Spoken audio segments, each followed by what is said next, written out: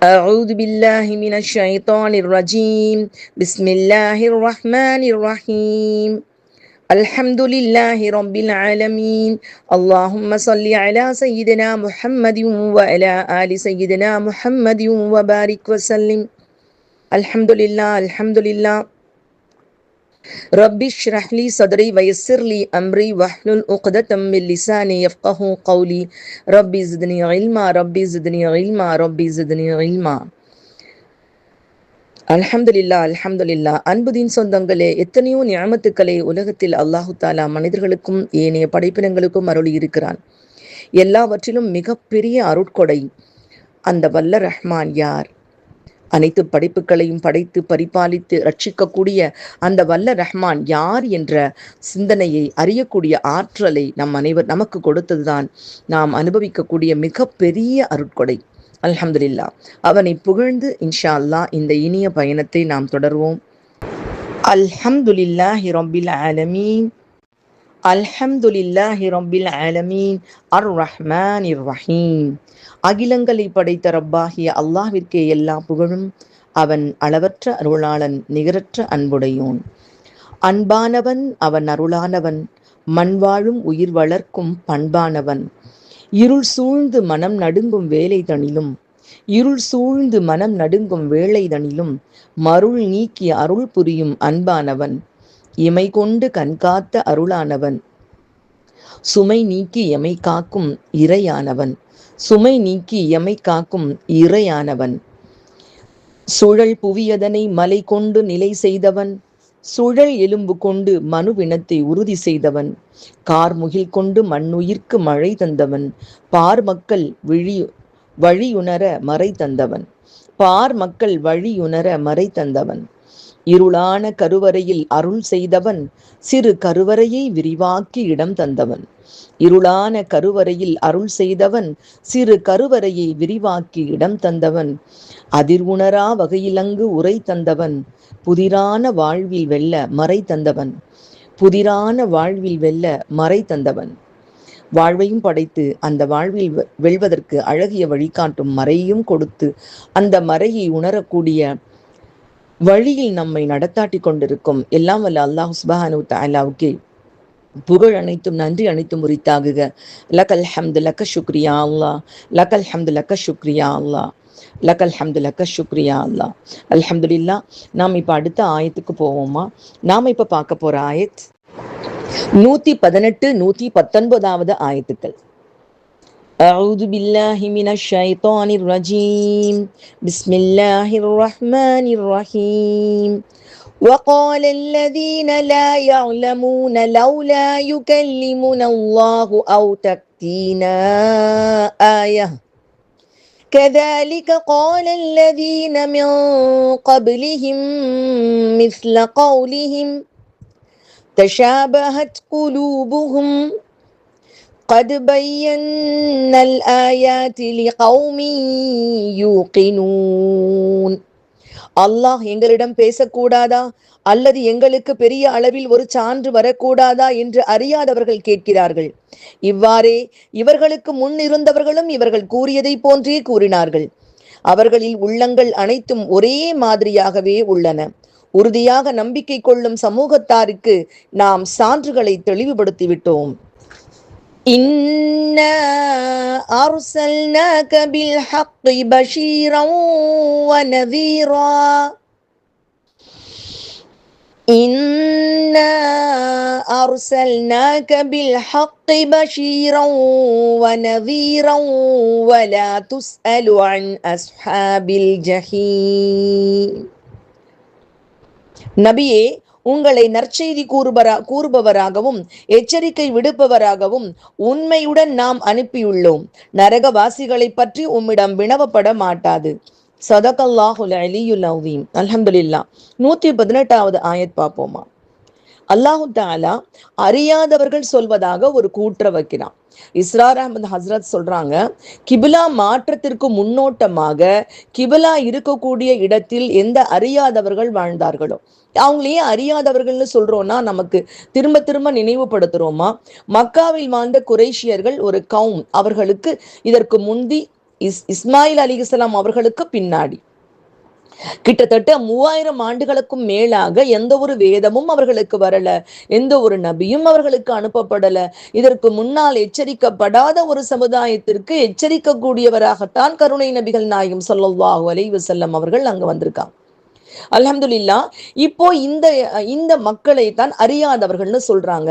இது ஏன் இந்த இடத்துல சொல்றாங்கன்னா, இதற்கு பின்னால் வரக்கூடிய கிபிலா மாற்றத்திற்கு முன்னோட்டமாக அந்த கிபிலாவை சுற்றியுள்ள மக்களுடைய பேச்சை அல்லாஹு தாலா இந்த இடத்துல கொண்டு வந்திருக்கான். ஏன்னா இதே மாதிரி பேச்சுக்கள் மதனி சூறால அதிகமா இருக்காது, மக்கி சூறாக்கள்ல தான் நிறைய வரும். மக்கி சூறாக்கள்ல தான் இந்த மாதிரி அவங்க கேட்ட கேள்விகள் நிறைய வரும் அப்படின்னு சொல்லிட்டு இஸ்ரார் அஹமது ஹஜ்ரத் சொல்றாங்க. தப்சீர் இப்னு கசீர் ஆசிரியரும் அதைத்தான் சொல்றாங்கப்பா. எப்படியெல்லாம் அவங்க பேசுனாங்க அப்படிங்கிறத குரான்ல இருக்கக்கூடிய எத்தனை விஷயங்கள்ல அல்லாஹு தாலா அதை பூரா எடுத்து காட்டுறான் அப்படிங்கிறத குரான் ஆயத்துக்களை கொண்டு உதாரணமா காட்டுறாங்க. என்ன கேக்குறாங்கன்னாமா, அது அதாவது எதனால இந்த அனாதையான ஒரு மனிதர்கிட்ட அல்லாஹ் இதை இறக்கி வைக்கணும்? அவங்க கேட்கக்கூடிய கேள்வி, அறியாதவங்க கேட்கக்கூடிய கேள்வி. எங்களுடைய ஊர்ல மக்கான்னு ஒரு பிரபலமான ஊர் இருக்கு, தாயிஃப்னு ஒரு பிரபலமான 2 ஊர் இருக்கு. இதுல எவ்வளவோ பெரிய பெரிய தலைவர்கள்லாம் இருக்காங்க. அதெல்லாம் விட்டுட்டு ஒரு அனாதைய நபியா தேர்ந்தெடுத்து அவரோட அல்லாஹ் பேசணுமோ? அவங்க என்ன சொல்றாங்கன்னு சொல்லிட்டு அல்லாஹ் சுப்ஹானஹு தஆலா இந்த ஆயத்தை சொல்லி காமிக்கிறான் பாருங்கம்மா. 6வது அத்தியாயம் 125வது ஆயத்துல அல்லாஹ் சொல்லி காமிக்கிறான். وَإِذْ جَاءَتْهُمْ آيَةٌ قَالُوا لَن نُؤْمِنَ حَتَّى نُؤْتَى مِثْلَ مَا أُوتِيَ رُسُلُ اللَّهِ اللَّهُ أَعْلَمُ حَيْثُ يَجْعَلُ رِسَالَتَهُ. ஏதேனும் ஒரு திருவசனம் அவர்களுக்கு வந்தால் அல்லாஹ்வின் ரசூல்களுக்கு கொடுக்கப்பட்டதை போன்று நாங்கள் கொடுக்கப்படும் வரை நாங்கள் ஈமான் கொள்ளவே மாட்டோம் என்று அவர்கள் கூறுகின்றார்கள். அல்லாஹ் தன்னுடைய தூதுத்துவத்தை எங்கு வைக்க வேண்டும் என்பதை மிக்க அறிந்தவன். இது அல்லாஹ்வுடைய இஷ்டம். யாருக்கு அந்த தூதுத்துவத்தை கொடுக்கணும், யார் மூலமாக இந்த உலகத்திற்கு அல்லாஹ் தன்னுடைய செய்தியை எத்தி வைக்கணுங்கிறது அல்லாஹ்வுடைய நாட்டம். இதை பேசுறதுக்கு இவங்களுக்கு உரிமை கிடையாது. ஆனா அந்த மக்கள் அப்படித்தான் பேசுறாங்க. இப்ப முதல்ல இதை பத்தி அரபுக்கள் இணை வைப்பாளர்கள் இந்த கருத்தை சொல்லி இருக்கலாம் அப்படிங்கிற ஆதாரத்துக்கு இந்த குரான் ஆயத்துக்களை எல்லாம் எடுத்து காமிக்கிறாங்கம்மா. இன்னும் குரான் ஆயத்துக்கள் இருக்கு. எப்படியெல்லாம் அவங்க கேட்குறாங்க அப்படின்னு சொல்லிட்டு அல்லாஹ் இதெல்லாம் மக்கி சூறால வருதுமா. இந்த மாதிரி நிறைய விஷயங்கள் வருது. இந்த நம்ம இப்ப படிச்சுட்டு இருக்கிறது மதனி சூறா. மக்கி சூறால வரக்கூடிய அந்த கருத்தை மதனி சூறாலையும் அல்லாஹ் நினைவூட்டுறான். இதுக்கான காரணமா தான் இஸ்ரார் அஹமது சொல்றாங்க, கிபிலாவுடைய மாற்றத்துக்கு முன்னோட்டமாக அந்த சிந்தனையை அல்லாஹ் இங்க சொல்றான் அப்படிங்கிறாங்க. வல்லாஹு அலம். 17வது அத்தியாயத்துல 90வது ஆயத்துல இருந்து பாருங்கம்மா. ஏன்னா இன்னைக்கு நம்ம இஸ்லாமியர்களான நம்ம இந்த உம்மத்தே முஹம்மதியா தாவத் செய்யும் பொழுது நம்மளுடைய மனசு எவ்வளவு பக்குவப்பட்டிருக்கணும் அப்படிங்கிறதுக்கு இந்த 2 ஆயத்துக்களும் ஒரு உதாரணமா. அதாவது நம்ம ரொம்ப ஈஸியான மக்கள்கிட்ட சொன்ன உடனே ஓகே அப்படின்னு ஏற்றுக்கொள்ளக்கூடிய மக்கள்கிட்ட நம்ம பேச முடியாது. அப்போ எப்படியெல்லாம் அவங்க பேசுவாங்க அப்படிங்கிறதுக்கான தெளிவான ஒரு விளக்கமாக இந்த வசனங்கள்லாம் அமைஞ்சிருக்குமா. وقالوا لن نؤمن لك حتى تفجر لنا من الأرض ينبوعا أو تكون لك جنة من نخيل وعنب وتفجر الأنهار خلالها تفجيرا أو تسقط السماء كما زعمت علينا كسفا أو تأتي بالله والملائكة قبيلا. பூமியில் ஒரு ஊற்றை எங்களுக்காக நீர் ஒலித்தோட செய்யும் வரை மீது நாங்கள் ஒரு காலம் ஈமான் கொள்ள மாட்டோம் என்று அவர்கள் கூறினார்கள். அல்லது பேரீச்சை திராட்சையின் ஒரு தோட்டம் உமக்கு உண்டாகி அதற்கு நடுவில் ஆறுகளை நீர் ஒலித்து ஓடச் செய்யும் வரை, அல்லது நீர் எண்ணுவது போல எங்கள் மீது வானத்தை துண்டு துண்டாக நீர் விழச் செய்யும் வரை, அல்லது அல்லாஹையும் மலக்குமார்களையும் எங்கள் முன்னிலையில் நீர் கொண்டு வரும் வரை. இன்னும் சொல்றாங்க பாருங்க. ஏன்னா இந்த இடத்துல அந்த மக்கள் அறியாத மக்களும் பேசுறாங்கன்னா என்ன பேசுறாங்கன்னு குரான்லயே அல்லாஹ் சொல்லி இருக்கிறத தப்சீர் ஆசிரியர் ரொம்ப அழகா எடுத்து சொல்லியிருக்காங்கம்மா. அதுதான் நான் இங்க முன் வைக்கிறேன். அவு யகூன லக பைத்தும் மின் ஸுஹ்ருஃபின் அவு தர்கா ஃபிஸ் ஸமாஅ வலன் நுமின லி ருகிய்யிக ஹத்தா துனஸ்ஸில அலைனா கிதாபன் நக்ரஉஹு குல் சுப்ஹான ரப்பி ஹல் குன்து இல்லா பஷரர் ரசூலா. அல்லது தங்கத்தால் ஒரு வீடு உமக்கு உண்டாகும் வரை, ஏன்னா நல்லா தெரியும் அவங்க ஏழை, அவங்க அனாதை, அவங்க எப்படிப்பட்ட நிலையில இருக்காங்க. கதிஜா அம்மையாருடைய செல்வத்தையும் தீனுக்காக செலவு பண்ணி கடைசியில அவங்களுக்கு கஃன் போட கூட துணி இல்லாத நிலையில தான் அவங்க மனைவி வஃபாத் ஆனாங்க. எல்லாம் தெரியும். ஆனா அந்த மக்க குறைஷிகள் கேட்கிறது, உங்களுக்கு தங்கத்தால ஒரு வீடு உண்டாகும் வரை அல்லது வானத்தில் நீர் ஏறி செல்லும் வரை மீது நாங்கள் ஈமான் கொள்ள மாட்டோம். இன்னும் எங்கள் மீது ஒரு புத்தகத்தை நீர் இறக்கி வைத்து அதனை நாங்கள் படிக்கும் வரை நீங்கள் வானில் ஏறியதை ஒரு காலம் நாங்கள் ஈமான் கொள்ள மாட்டோம் என்றும் அவர்கள் கூறினார்கள். நபியே, என்னுடைய ரப்பு மகா தூயவன், நான் ரசூலாக அனுப்பப்பட்ட ஒரு மனிதரை தவிர வேறாக இருக்கின்றீனா என்று கூறுவீராங்க. போன ஆயத்திலே பார்த்தோம்லமா, இந்த மாதிரியான விஷயங்கள் வரும் பொழுது அந்த உடனே காலு தகதல்லாஹு வலதன் சுபஹானா, உடனே அல்லாஹ் அந்த இடத்துல சுபஹான் அப்படின்னு சொல்லிடுவான் உடனே. ஏன்னா அதையெல்லாம் விட்டு அல்லாஹ் ரொம்ப தூய்மையானவன். குல் சுபஹான ரப்பி ஹல் குந்து இல்லா பஷரர் ரசூலா, என்னுடைய ரப்பு மகா தூயவன், நான் அவனால் ரசூலாக அனுப்பப்பட்ட ஒரு மனிதரை தவிர வேறாக இருக்கின்றேனா? என்னால் இதெல்லாம் செய்ய முடியாது, நான் ஒரு தூதர், எனக்கு என்ன கடமை இருக்கோ அதுதான் செய்ய முடியும். இப்படி எல்லாம் மக்கா குறைஷிகள் பேசினாங்க. அப்போ அவர்கள் பேசினதை இந்த ஆயத் குறிக்குது. எப்படி பேசுறாங்கன்னு சொன்னா பாருங்கம்மா, அறியாதவர்கள் கேட்கின்றார்கள், லவ்லா யூ கல்லிமுனல்லா, அல்லாஹ் எங்கள்கிட்ட பேசக்கூடாதோ? என்ன சொல்றாங்க, அவங்கள்ட்டயே எங்கள்கிட்ட பேசக்கூடாதோ? இது எல்லாரும் தான் கேட்டாங்க. எங்கள்கிட்ட பேசக்கூடாதோ? ஆயா, எங்களுக்கு ஒரு அத்தாட்சியை காண்பிக்க கூடாதோ என்று கேட்கின்றார்கள். இப்ப இதுக்கு இன்னொரு கருத்து சொல்றாங்கம்மா. இப்னு அப்பாஸ் ரலியல்லாஹு தஆலா அன்ஹு அவங்க சொல்றாங்க, அல்லாஹ்வுடைய தூதர் ஸல்லல்லாஹு அலைஹி வஸல்லம் அவங்க கிட்ட ராஃபிக் பின் ஹுரைமலா அப்படிங்கிற யூதர் வர்றாரு. அவர் சொல்றாரு, முஹம்மதே, நீங்கள் சொல்வதை போல உண்மையில் அல்லாஹ்வுடைய தூதராக நீங்க இருந்தா அல்லாஹ்விடம் சொல்லுங்க, அவன் எங்களிடம் பேச வேண்டும், அவனது வார்த்தைகளை நாங்கள் செவியுற வேண்டும் என்று கூறினார்கள். இது தொடர்பாகத்தான் இந்த வசனத்தை அல்லாஹு தஆலா இறக்கினான். தப்சீர் தபரியில வருதுமா. இப்னு ஹிஷாம் சீரா இப்னு ஹிஷாம் அவங்களுடைய சீராலையும் இது வருது. மாஷா அல்லாஹ். இந்த வார்த்தையை கவனிங்கம்மா. இதை சொல்றது யாருன்னா, முதல்ல சொன்னவங்களாத அறியாதவர்கள் மக்க குறைஷிகள். இப்போ இதை சொல்றது யாருன்னா, வேதம் கொடுக்கப்பட்ட யூதர்கள் சொல்றாங்க. இவங்க அந்த காலத்துல மூசா நபிக்கிட்டே கேட்டவங்க தானே, அல்லாம நாங்க பாக்குற வரைக்கும் நம்ப மாட்டோம்னு சொன்னவங்க தானே, அவங்க கேட்குறாங்க. இதே மாதிரி கிறிஸ்துவர்களும் கேட்குறாங்க. முஜாஹித் ரஹமத்துல்லாஹி அலைஹி அவங்க சொல்றாங்க, கத்தாதா சுத்தி ரஹமத்துல்லாஹி அலைஹி அவங்க சொல்றாங்க, இது அரபு இறைமறுப்பாளர்கள் சொன்னதுன்னு சுத்தி ரஹமத்துல்லாஹி அலைஹி அவங்க சொல்றாங்க. ஆனா மொத்தத்துல யூதர்கள், கிறிஸ்தவர்கள், அறியாத மக்களாக இருந்த அந்த அரபு மக்கள் எல்லாருமே இப்படித்தான் சொன்னாங்க. இவங்க மட்டும் சொல்லல, இவங்களுக்கு முன்னாடி அவங்க என்ன சுத்தி ரஹமத்துல்லாஹி அலைஹி அவங்க சொல்றாங்க, இத சொன்னது அரபு மக்கள், இவங்களுக்கு முன்னாடி இருந்த மக்களும் இப்படித்தான் சொன்னாங்கன்னு அல்லாஹ் சொல்றானேமா. கதாலிக்க அவ்வாறுதான் காலல்லதீன மின் கப்லிஹிம் மிஸ்ல கௌலிஹிம், இவர்களுக்கு முன்னிருந்தவர்களும் இவர்கள் கூறியதை போன்றே கூறினார்கள். இவங்க என்ன சொன்னாங்களோ அதே மாதிரிதான் சொன்னாங்க. அப்போ அப்படி சொல்லும் பொழுது இந்த முன்னாடி இருந்தவங்க அப்படின்னு சொல்றது யூத கிறிஸ்தவர்களை குறிக்கின்றது. அவங்களும் இதே மாதிரிதான் சொன்னாங்க. இதுக்கு பத்தி இவங்கள ஜவாஹிருல் குர்ஆன் ஆசிரியர் ரொம்ப தெளிவான விளக்கங்களை கொடுத்துருக்காங்கம்மா. அதையும் நான் அங்க எடுத்து சொல்றேன் பாருங்க. முந்தைய சமுதாயத்தினர் இப்படியெல்லாம் எப்படி கேட்டாங்க அப்படிங்கிறத பத்தி மத்தேயு 26:1, பிலிப், யோவான் 14:8, பாரிசீஸ், இது எல்லா ஆதாரங்களையும் காமிக்கிறாங்க. அவங்க என்ன சொல்றாங்கன்னா, தங்களுடைய நபிமார்களிடம் கூறினார்கள், பைபிள் உறுதி செய்கிறதாம், பரிசேயரும் சதுரேயரும் அவரை சோதிக்கும்படி அவரிடத்தில் வந்து வானத்திலிருந்து ஒரு அடையாளத்தை காண்பிக்க வேண்டும் என்று கேட்டார்கள்னு பைபிள் கூறுகிறது.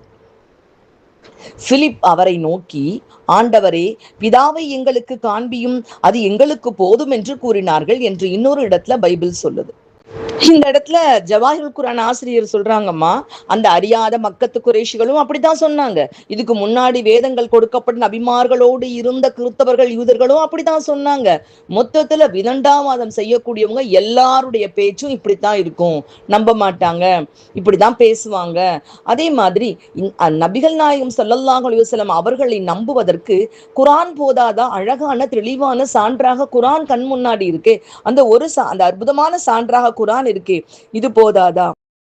மனித குலத்துக்கு தேவையான எல்லா அறப்போதனைகள், வழிகாட்டுதல் நிறைஞ்சிருக்கு.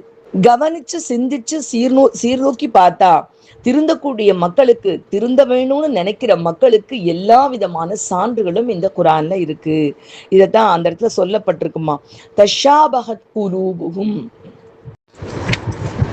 பைன ஆசிரியர் சொல்றாங்க, சூரத்து ஷுகராவுடைய உதாரணத்தை எடுத்து காமிக்கிறாங்கம்மா. அதுல ஒவ்வொரு கவுமுகள்கிட்டையும் அந்த நபிமார்கள் பேசுனதும் ஒரே மாதிரி தான் இருக்கு, அவங்க சொன்ன பதில்களும் ஒரே மாதிரி தான் இருக்கு. சூரத்து ஷுகரால எடுத்து பாத்தீங்கன்னா பாருங்க, ஒரு சில உதாரணங்களை மட்டும் எடுத்து சொல்றேம்மா. 106வது ஆயத்தை நூஹ் நபி பேசுறாங்க அவங்களுடைய மக்கள் கிட்ட. அப்ப என்ன பேசுறாங்கன்னா, நீங்கள் அல்லாஹ்வை அஞ்ச வேண்டாமா, இன் கால லஹும் அஹூஹும் நூஹுன் லா அலா தத்தகூன், நீங்கள் அல்லாஹ்வை அஞ்ச வேண்டாமா. அடுத்து சொல்றாங்க பாருங்க, ஆது கூட்டத்துல அவர்களுடைய சகோதரர் 124வது ஆயத்துல என்ன, இன் கால லஹும் அஹூஹும் ஹூதுன் அலா தத்தகூன், நீங்கள் அல்லாஹ்வை அஞ்சிக் கொள்ளுங்கள், அஞ்ச வேண்டாமா.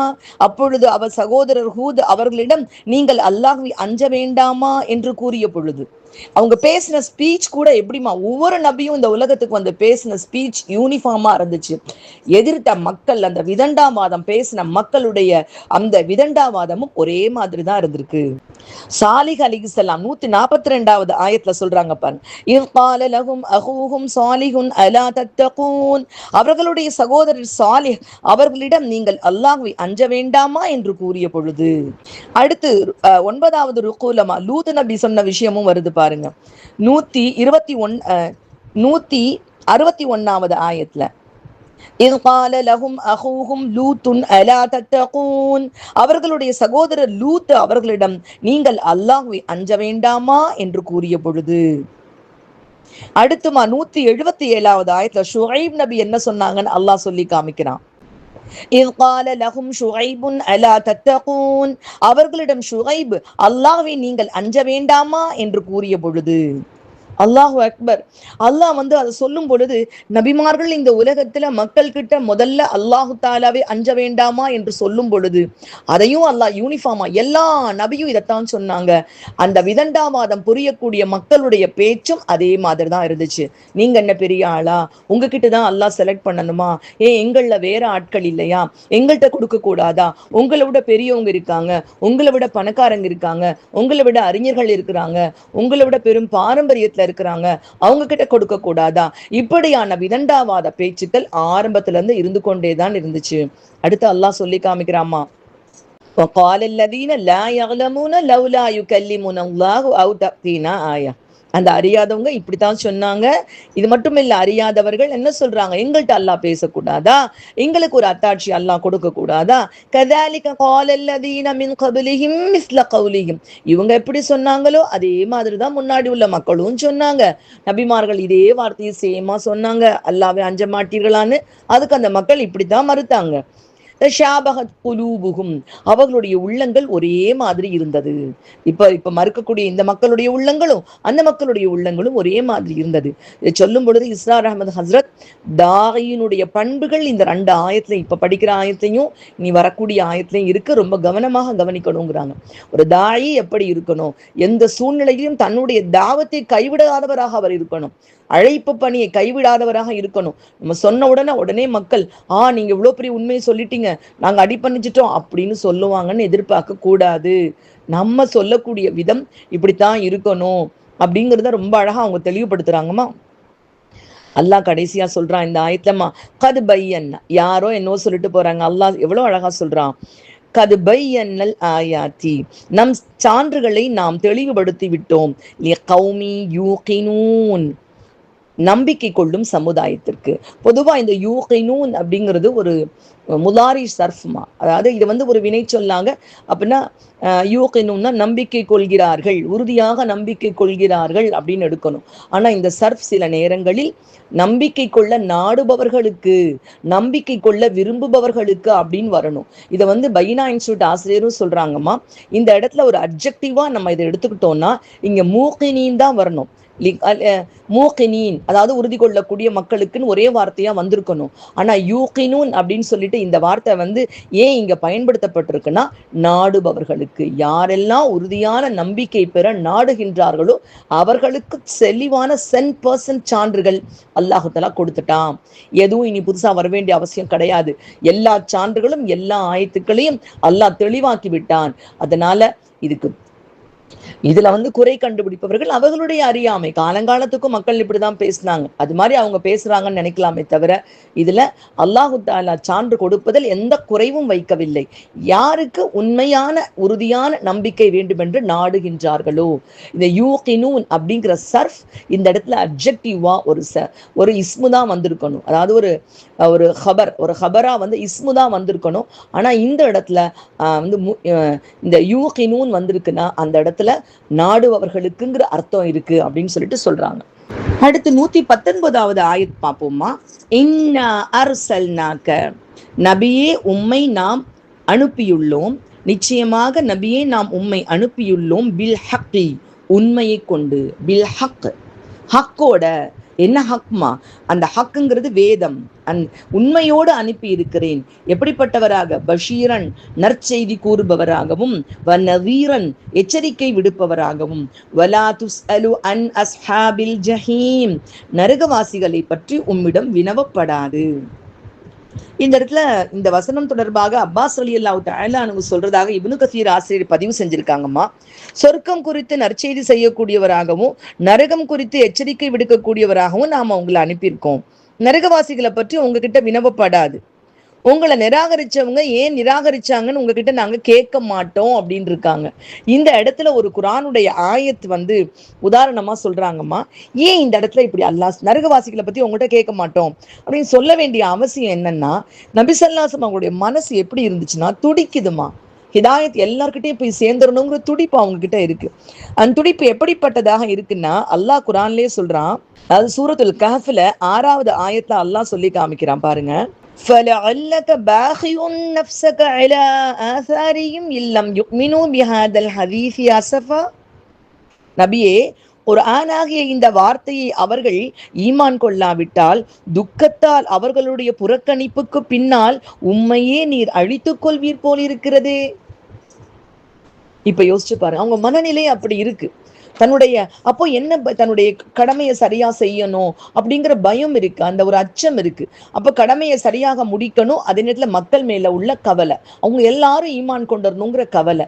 மொத்தத்துல இதை என்ன சொல்றாங்கன்னா, ஒரு நபியாக இருக்கக்கூடியவர்கள் எதற்காக கேள்வி கேட்கப்படுவார்கள்னா, அவர்கள் அல்லாஹு தஆலா அவர்களுக்கு இட்ட கட்டளை செய்தியை கொண்டு போய் மக்களிடம் சேர்ப்பது. அந்த சேர்ப்பதில் ஏதாவது குறைவு செய்திருந்தால் நிச்சயம் அல்லாஹ் கேள்வி கேட்பான். என்னென்ன முறை ஒரு தாயிக்கும் இந்த பண்பு தேவை. அல்லாஹு தஆலா ஒரு விஷயத்த கொண்டு போய் சேர்க்கிற பொறுப்பை நம்ம கிட்ட கொடுத்துருக்கான். அப்ப நம்ம தாவத் அழைப்புக்காக மக்களை அழைக்கும் பொழுது நம் அழைப்பு பணியில எந்த குறைவும் வைக்கக்கூடாது. ஆனா அதை ஏற்றுக்கொள்றாங்க ஏற்றுக்கொள்ளல அப்படிங்கிற விஷயம் நமக்கு தேவையில்லை, அது அல்லாஹ்விடம் இருக்கிறது. இன்னா அர்சல்நாக்க ஆரம்பிக்கும் பொழுது அல்லாஹ் வந்து பொறுப்பை கொடுத்துட்டேன்னு சொல்றான். வலா துஸ்அலு அன் அஸ்ஹாபில் ஜஹீம்ங்கிறப்போ ஹிதாயத் கொடுக்கிற பொறுப்பை தன்வசம் அல்லாஹ் ஏற்றுக்கொண்டான். தனக்கு நான் யாரை நாடணும் அவங்களுக்கு தான் கிடைக்கும். ஆனா சொன்ன பொறுப்பை கரெக்டாக செஞ்சிடணும். என்ன ஏளனம் வந்தாலும் ஆரம்பத்துல இருந்து வரக்கூடிய ஒவ்வொரு இது முன்னாடி இருக்கக்கூடிய ஆயத்திலையும் பார்க்கும் பொழுது என்ன வருதுமா, எவ்வளவு ஏமாற்றங்கள், எவ்வளவு எதிர்ப்புகள், எவ்வளவு ஏளனங்கள், இதெல்லாம் தான் நபிமாவுடைய வாழ்க்கையை முழுக்க நமக்கு எல்லாம் எடுத்து காமிச்சிருக்கான்.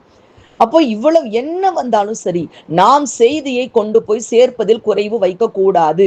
ஆனா அதுக்கு பின்னாடி அந்த மக்கள் ஏற்றுக்கொள்ளாமல் அவங்க அஸ்ஹாபுல் ஜஹீமாக அவங்க நாங்க வந்து இதுலதான் போவோம், இப்படித்தான் நாங்க இருப்போம் அப்படின்னு சொல்லிட்டு அவங்க போனாங்கன்னு சொன்னா அதை பற்றி கவலைப்படக்கூடிய தேவை நமக்கு இல்லை. அனுப்பியவன் பொறுப்பேற்றுக் கொள்வான். யாரு வந்து இன்னா அர்சல்நாக்கன்னு அதான் ஆரம்பிக்கிறான் அல்லான்னு சொல்றாங்க தப்சீர் ஆசிரியர்.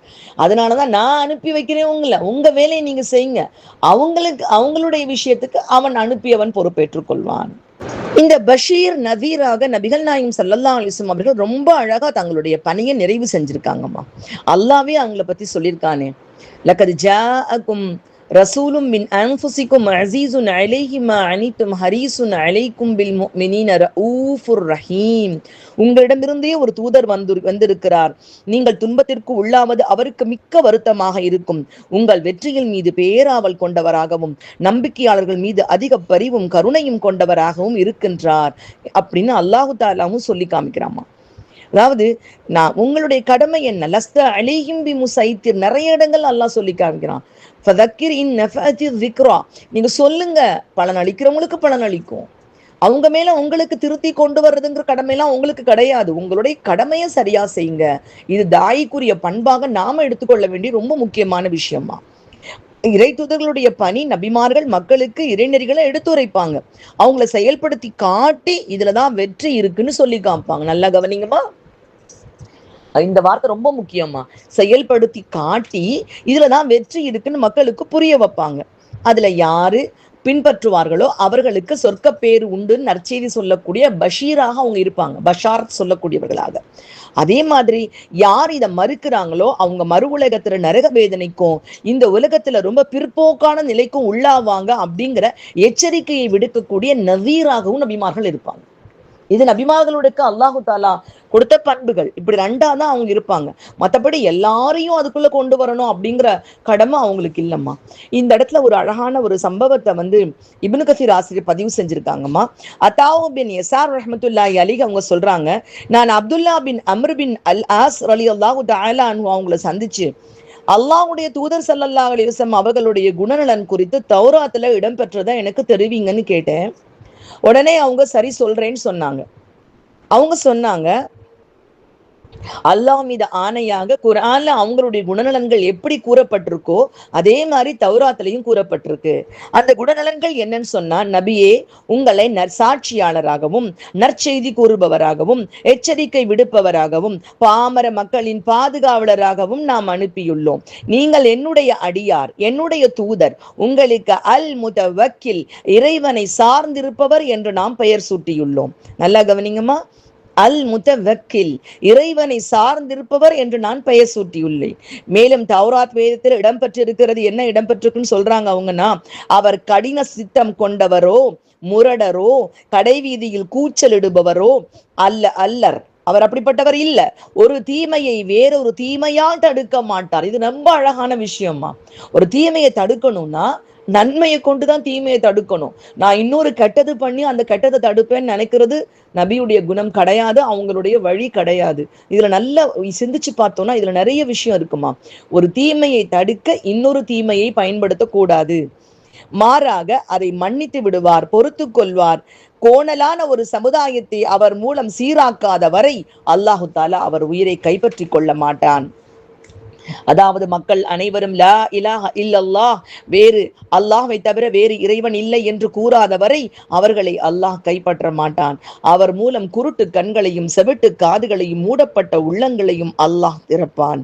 இது பதிவாகி இருக்கிறது சஹீஹுல் புகாரி ஹதீஸ் 2125, 4836 மற்றும் முஸ்னத் அஹ்மதுலையும் பதிவாகி இருக்குமா.